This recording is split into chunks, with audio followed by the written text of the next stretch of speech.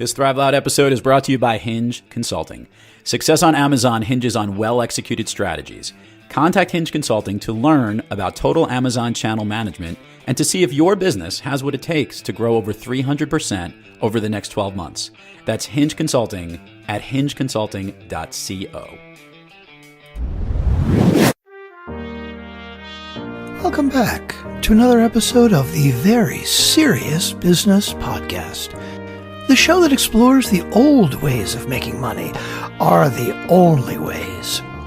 Today, we'll speak with Humperdinck Elderman, a man whose motto is, if you're happy in your field of work, then you're obviously not working hard enough. Hold up. Humperdinck? Seriously? I don't think so. Welcome to 2018, people, the year where we strive to thrive each and every day. And don't use words like Humperdinck. Want to know how you can get started? You need to listen to the amazing episodes that Thrive Loud with Lou Diamond has to offer. Want to jumpstart your business? Thrive Loud. Looking to be inspired? Thrive Loud. Want to work smart and not hard? Thrive Loud. Drop kick the old stuffy way of doing things and get out there and change the world. Listen to Lou Diamond as he brings you the smartest leaders and most dynamic guests with the most energizing messages. Listen to Thrive Loud and you and your business will start thriving too.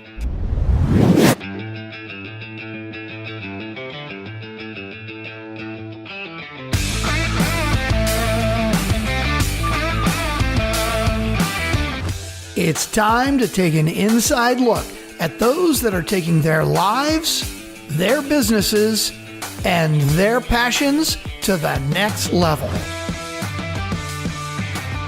Get ready to Thrive Loud with Lou Diamond. Welcome, everyone, to another episode of Thrive Loud with Lou Diamond, connecting you to the most inspiring and amazing people that are thriving each and every day. Today on Thrive Loud, we bring you one of the most sought-after portrait photographers over the last 30 years. Today's guest teaches entrepreneurs how to attract their ideal customers by speaking their secret language. Keynote speaker, business coach for entrepreneur, host of the business podcast show Creative Warriors, and author of the forthcoming book Lingo, discover your ideal customer's secret language and make your business irresistible. Thrive Loud listeners, I bring you the Lingo Guy and a man who is not afraid to send another man a candle, Jeffrey Shaw. Jeffrey, Hey, how are Lou, you today? I owe you a candle. I know you only want me for my candle, and I'm okay with that. I told you in a text, I'm a cheap date, so I'm willing to be loved for a candle. For the Thrive Loud listeners that want to be brought up to speed here, I was recently a guest on the Nice Guys on Business podcast. Actually, I wasn't even a guest. I just crashed one of their Tuesday, Thursday episodes.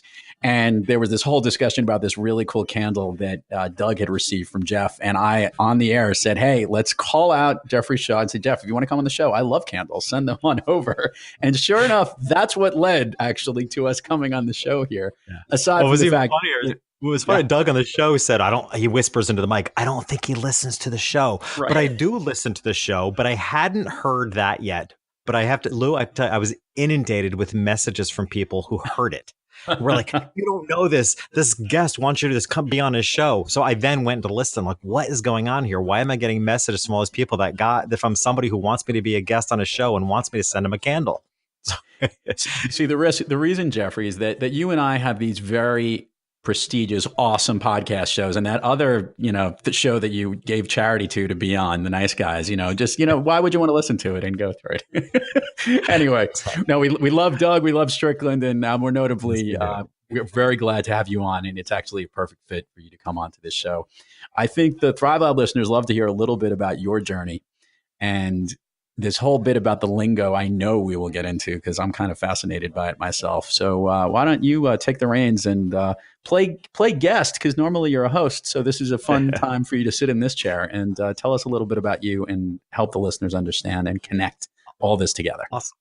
Well, it is fun because I don't have to do any of the prep work. So my deal is that I've been a portrait photographer for very affluent families for over 30 years. And I was 20 years old when I started out as a photographer. Struggled, failed, whatever you want to call it, for the first 3 years, and then reinvented myself, realizing that I needed to serve a luxury market. So the problem was I knew nothing about the luxury market. I was a poor kid from a little town in upstate New York. But I understood I had to understand the lingo, as I referred to it then. And it took me 30 years to write this book. I mean, that's what's funny about it. Like, I overlooked the obvious story when I was looking for a message for a book and having a conversation with somebody. And I told them this little story about how I went to Bergdorf Goodman when I was 23 years old to understand the behavior and mindset of a high-end clientele. And they had said, that's an amazing story. And it's also kind of ridiculously crazy that as a photographer, you would think that way. You should write that as a book. And I'm like, yeah, I kind of should.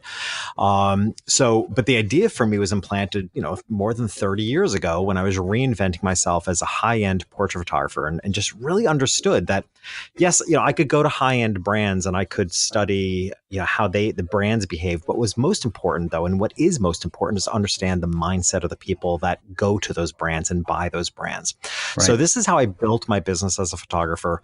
What ultimately, I guess, spent about 9 years ago, I started coaching because I was so successful in the field of photography. People started coming to me like, I want to know what you know. How did you do this?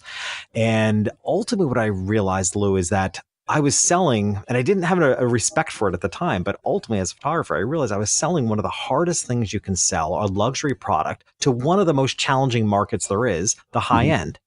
Right. So I knew stuff. I didn't know I knew stuff, but that's, but I realized that's why my journey kind of transitioned, because people ask, how did you go from being a photographer to a business coach and a speaker and now an author?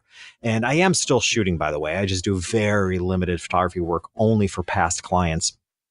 So I was still out there shooting, but that's the journey, right? I mean, to me, it makes perfect sense that I would help entrepreneurs, what I refer to as uncommon entrepreneurs. To me, it would make perfect sense that I would help uncommon entrepreneurs reach uncommon levels of success.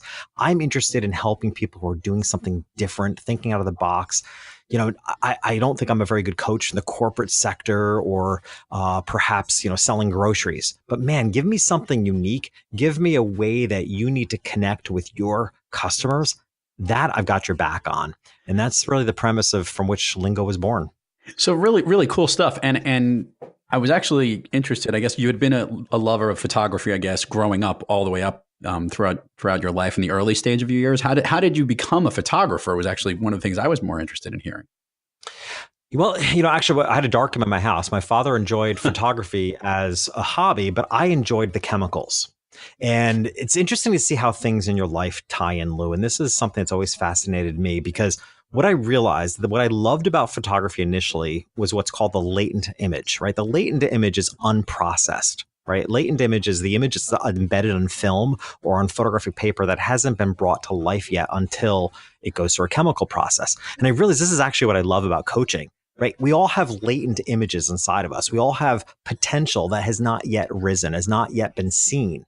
So do businesses. Businesses have they have hope. They have connection to make with their ideal customers. And what I love is what I know is there and hasn't been brought to life yet. That was my actual initial fascination with photography. But I ran out of things, to print. So then I started shooting. I was particularly good at it. I started getting a lot of attention and awards even in high school. So I went off to photography school, continued to get a lot of attention. I couldn't hide any longer. Here I was trying to, be quiet, shy, hide, but I was good at this thing and kind of thrown center stage. So I have to say it was originally a love for what things can become that brought me into photography. And even when I started shooting, I love photography. I really do. But what I love more than anything is the relationships that are developed because I'm a photographer. Like, I love the client relationship. And like a latent image, that's something that hasn't yet been developed. And I have a chance to develop a solid relationship and develop marketing and ways of communicating. That really is my love for business, even more than actually pulling out the camera. The camera to me is the vehicle to do what I really love, which is to see things develop. It's great. And I love both the comparison of how the latent image development happens on your coaching end, and has also happened in how you're helping entrepreneurs grow their business and the way that they can help connect that way, which is awesome. I love that that comparison between the two. Let's move this over to the lingo, and I know this because for those that listen to Thrive Loud often, we're always interjecting lots of my book, Master the Art of Connecting, and the art of connecting, and how important that is in business. And one of the things that we do on the show is bring guests like you who really help others understand how to better connect as well.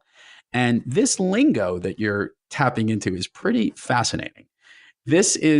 You're finding the secret language. So let's dig in a little bit on this. I get where you had that knowing what the customer relationship was with those high-end customers doing photography. Talk to me how you've translated that as a business coach for entrepreneurs. Mm-hmm. Well, to your point, like I love the idea that you have this expertise of communicating as well. Because you know what, Lou, the game of connecting with customers the bar has been raised. Mm-hmm. And it often is for us entrepreneurs, right? Just when we think we've figured something out, somebody moves the cheese, right? As the expression goes, or raises the bar. I always say is that I work with a lot of people who, everything they want is right around the corner, but who keeps moving the damn corner? Right. So the bar has been raised, I believe, which is why that was the big impetus in writing Lingo, is because I suddenly realized, man, the bar has really been raised on how we need to build relationships of trust with people that are going to give us their money. Because you know what? I think something that we have to understand right up front is that we are not entitled to anyone's money. Right. We have to earn it. Free isn't even free anymore. It is not, you can offer something for free, but it's not free to the customer to have to surrender their email address. It's not free. It's not a free webinar is not free. It's a giving of time. And you're asking people to register for your email list. For, many of us, we know what happens in that case. So nothing is free. It's harder now to earn people's trust than it ever has been. And I was compelled to write Lingo because I didn't feel any longer that avatars, buyer personas, statistics, and demographics were going to be enough. They weren't enough to just know information about people. What people want to feel in order to have a sense of trust with you as a business, they want to feel like you get them. Right. And I understood that what creates that feeling of, man, this brand really gets me. They're in my head. What creates that is what I refer to as speaking their lingo. Lingo is the essence. Lingo is more than a jargon. It's not just knowing the jargon of an industry or the jargon of your customers. It's knowing what makes them tick. It's knowing their essence. That's what I refer to as their secret language. It's getting in much further into, beyond even their behavior. It's kind of more knowing their values. And it's speaking to that, which inspires them to have this feeling of trust with your brand, with your business, and with you, that they're willing to, hey, give you some money. That's the ultimate goal. We're looking to create business relationships. And I like to start with saying you don't have the right to in anyone's pocket until you've built that relationship of trust. And it takes a lot more today than it used to. Yeah, it's true. And I keep thinking, what a unique position you've been over these past years to sit in a spot. I keep thinking about great photographers, whether we took a family portrait for an important event, those photographers that brought out the true smile in you, or brought out that authentic view of who you really were. And what you never realize is it's not just capturing an image, you're really connecting with the person you're taking the picture of. And what an advantage that is as a coach to really see the true insides of the people that you are connecting with and how to draw that out of them. And I guess what I was going to ask you is for those that are trying to figure, it's not so much about figuring out, I guess, I get the lingo piece because you know how to speak the language, but you're actually being able to see whether or not they're connecting with you right away. Have you found that ability that you've had over 30 years of taking pictures is actually how you become an amazing coach? Yeah, there's a definite correlation for me. It's I'd even further that, Lou, honestly, I started out in life as a really shy kid, which is why also partly why I loved the darkroom and loved photography, right? Because it was you could withdraw, I could hide. I only made it through high school because I was able to hide out in the darkroom and not go to the cafeteria, not go to the gym class, not have to participate in things that intimidated me. So even back to those roots, which I overcame, I'm a functional introvert is what I like to say. But from that early experience and then 30 years as a photographer, honestly, what it taught me to be is a masterful observer. I've been observing people's human behavior for decades. And you start to see that there are just ways of emotionally triggering people. And the roots of the book Lingo is I wrote an e-guide years ago called Emotional Branding Blueprint. And it was and I didn't realize it at the time. I wrote this years ago, and it was just an ebook to give away for free. But I actually was tapping into what would ultimately become the book Lingo by tapping into what are the emotional triggers, because I've been observing that for so many years. And I almost had a more extreme example than most people would encounter because I grew up lower middle class and wound up serving the very affluent, right? It was such a huge spread. I knew nothing about who they were, nothing about their values. So I had a long journey to go to learn it, far more than your typical entrepreneur does. But because it was a little bit of an extreme example, it's actually helped me to coach other people. So there's an absolute tie-in for me on just having observed human behavior to bring out the best in people when they're being photographed. And now working with that, because it's all about perspective. And one of the things I tell my coaching clients right up front is, hey, I know you're paying me, but I'm actually skipping over you. And I'm embodying your ideal customer so that I can give you the feedback as to what I need to see, hear, and feel in order to be convinced to hire you. So there's a transference there that I happen to be particularly good at, no matter what the role is. It doesn't have to be high end. It can be low end, anything in between.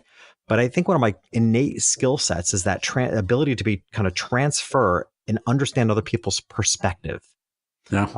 I think in partly because I've had such extremes to the perspectives in which I've lived my life that it's enabled me to embody, hey, I'm a Walmart customer, for example. What do I need to see from you as a brand in order to feel like I'm aligned with doing business with you?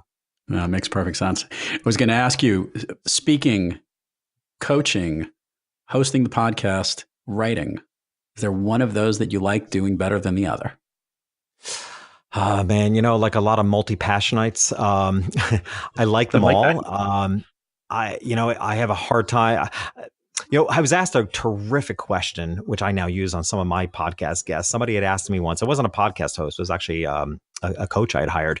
She said to me, what's something that no matter how tired you are when you begin, you have more energy when you finish? Great way to identify like what really gets to the root of what makes you happy. And my answer was podcasting. Wow. So I don't know that I would put it as the number one amongst all the things that I do. But I do know that when I'm being interviewed or when I'm interviewing others, it's usually smack in the middle of the day. I'm running in a million directions. It's almost annoying because it's taking time out of my day. But man, I get on that mic just like I am now. I have so much fun. It doesn't matter how tired or drained I was when I started. I feel more energized when I finished. I guess I'll add to that. If I had to pick one, now that I'm talking this through, I would say speaking. The thing I love the most is being on a stage, which is what an odd thing for an introvert to say, right? But gosh, first of all, because I'm an introvert, as a lot of speakers are, I'm used to managing uncomfortable situations. So being on stage and having several hundred eyes looking at you actually doesn't scare me because I'm used to being in uncomfortable situations. It could be one person looking at me. It's no different. I love the energy that comes from an audience. I love seeing the response when you say something. So if I had to say I'm only going to be able to do one thing moving forward, I probably would choose being a speaker. And it makes and all of those things, they're all energizing and they're all tapping into. And that was an unfair question. but I love that. I make money from all of them, so I don't want to give any of them up. Multi-passionites is just an awesome word. I might have to. I just made that up, actually. No, it's good. Well, there's another term, multi-potentialites, that Emily Wapnick made pretty well known. But yeah, multi-passionites, I guess I said. It was the first time it ever came out of my mouth. I think we just titled the episode if we haven't done it from the Lingo Guy. So a question I love to ask all the guests, Jeffrey, is when you have trouble thriving, who do you turn to get back on the thriving track? Does it have to be a who? No. Okay, good. Because what I turn to is water. I live in Miami Beach. So I've been living in Miami Beach for 2 years now. And yeah, the water does something to me. And somebody finally explained it to me. I don't know if you've ever had like this dosha thing done where you go and it's like this, Ayurvedic medicine thing where they define what your dosha. My dosha is fire. Like I'm innately, and you can probably tell I talk fast. I'm a New Yorker. Like I'm highly excited and energized. So I have a pretty fiery personality, and I am so drawn to water because it calms me down. Prior to living to Miami Beach, I moved here 2 years ago. Prior to that, I'm from Manhattan, but I lived on a little island off of Manhattan called Roosevelt Island. Which is a tiny strip of land in the East River, 800 feet wide, 2 miles long. And I chose that because I was surrounded with water. It's considered part of Manhattan. I had the terrific Manhattan views, but I had the luxury of being surrounded by water instead of concrete. So I always turn to water, preferably the ocean. But to me, that soothes me and it inspires me. My best ideas have come from just 10 minutes of quiet time on the beach. Is like a shower to me. You know how you get your best ideas in the shower? Well, there's something to water. I think we're all originally maybe from there. That might be it, or something of that nature. If we really want to get deep into it, but yeah, there is an energizing component to whether jumping in a pool, taking a shower, or just being in it. And I love being on a boat, and as water's as we're like going on a sailboat or a motorboat, just being around the water. I love that feeling. So yeah, I totally get it. I love it. And it inspires you, which is great to hear.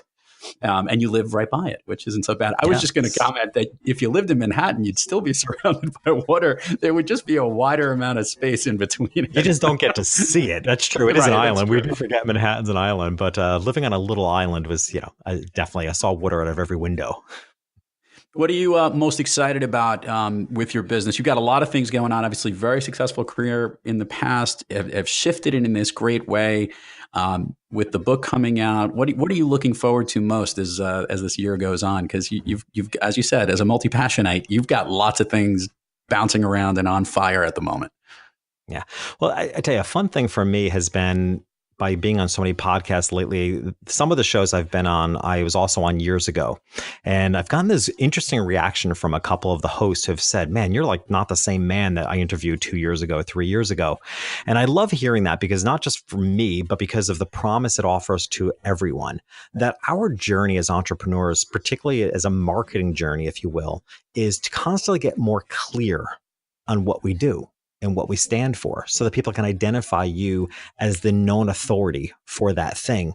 So what I'm most excited about is how finite the platform of Lingo is.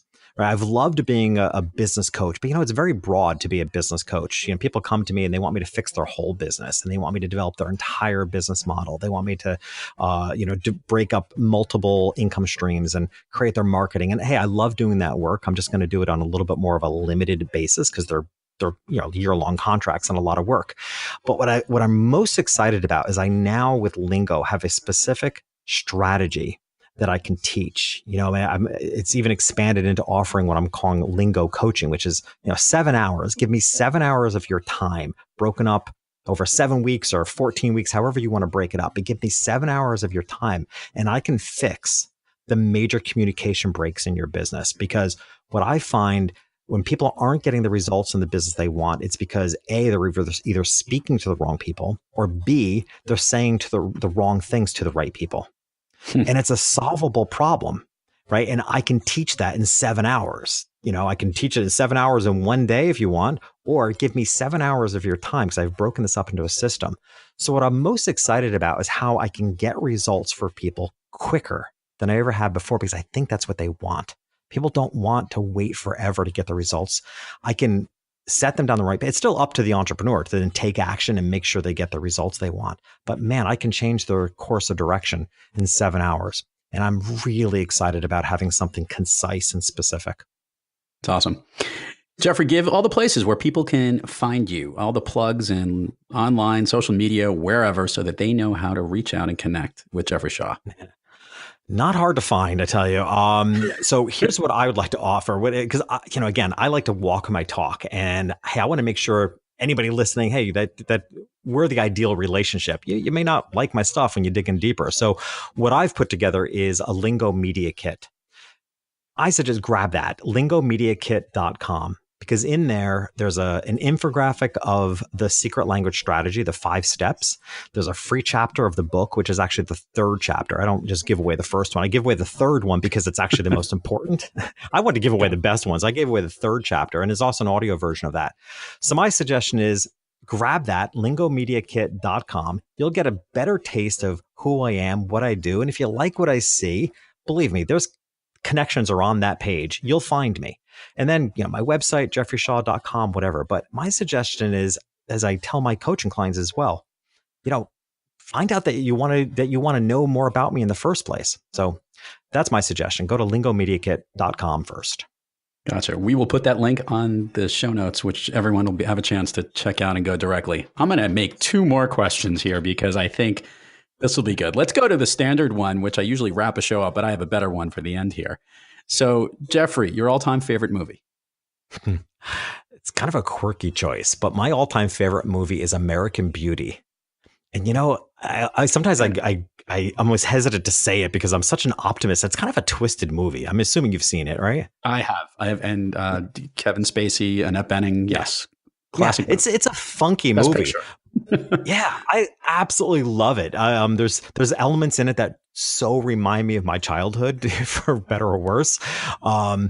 But yeah, it's a kind of a twisted. It's also just quite visually beautiful. So there it is. That's my favorite movie is American Beauty. I don't know what that says. I wonder if me. it has to do. Does it have anything to do with the fact that there's the video guy who takes the video of everything in there and he's capturing the images? Is that part the reason why? No, I mean that is how the movie starts, and I find his observation kind of interesting. I mean, at the end of the day, it's kind of whacked, right? I mean, Kevin Spacey's a pedophile, really. I mean, he's infatuated with this inappropriately young girl, so that part of it is a little creepy, a little off. But yes. Yeah, it's the psychology of the next door neighbor, like the father of that guy who, in the end, tries to come on to Kevin Spacey, and there's just I think my favorite thing about the movie is throughout most of the movie, Kevin Spacey's character looks like the nutty one. But actually, if you look, because he's doing all these strange things, he's infatuated with a young girl, he's quitting his job. But at the end of the day, Annette Bening's character she's totally faking it till you make it, right? I like the lesson there. The lesson is that Kevin Spacey looks like the weird one, but you know what? He's being who he is. He's being honest. Annette Bening's character is going through her life grinning and bearing it, and she's a realtor, and she's pretending she's all that, and she is falling apart on the inside. And that to me is the pun of American Beauty. It's like, yeah, you know what? The typical American family doesn't necessarily look, or isn't actually very often the way it looks. So true. The question that I wanted to end this show on with is, as a portrait photographer, who do you go to take your portrait pictures? Usually past coaching clients, because they've paid me and I feel like I owe them back. I've used a couple of great photographers. Pamela Einerson has been, she did the latest batch of my photographs. She did the photograph that's on the back of Lingo. She came down to Miami Beach, was visiting, and gosh, and honestly, what was so fun about that experience is it was about 2 months after a major relationship breakup. And she let me know she was coming down here. I needed photographs, but I was like, do I even want to record this point in my life? But I was able to experience what I realized I had been giving my clients for decades. And that was a transformative experience. I wasn't sure how good I felt about myself and before that session, but I felt amazing. And when I looked at the photographs, I said, wow, I see a confident guy who is recovered from a broken relationship, who's content with his life. And man, if a photographer, if a coach, if anyone in your life can do that for you, there's not too much more you can ask for than that. So she definitely was a magical experience, but I've used a lot of past coaching clients who I think are stellar photographers. That's awesome stuff. And you've got great artwork and great pictures, and your headshot's excellent, as we put a great one on for this episode show. So very glad to do that and make sure that probably be Pam's. A couple photographers on my website, but it's probably one of Pam's. Very cool. Jeffrey Shaw, this has been great. The Lingo Guy, truly connecting with everybody and sharing his wisdom, and it was worth the candle. Excellent. Like I said, whether I get one or not, it doesn't.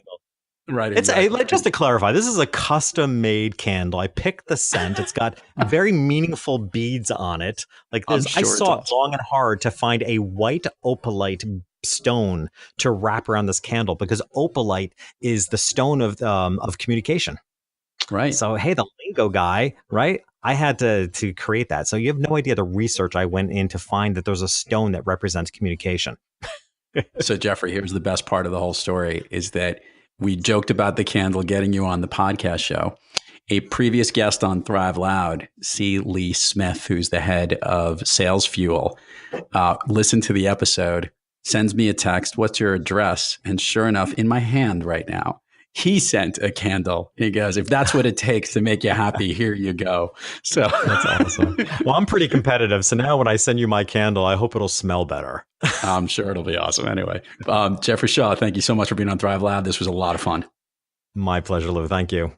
And to all the Thrive Loud listeners out there, keep thriving onward and upward. And remember, be brief, be bright, be gone. You've been listening to Thrive Loud with your host, Lou Diamond.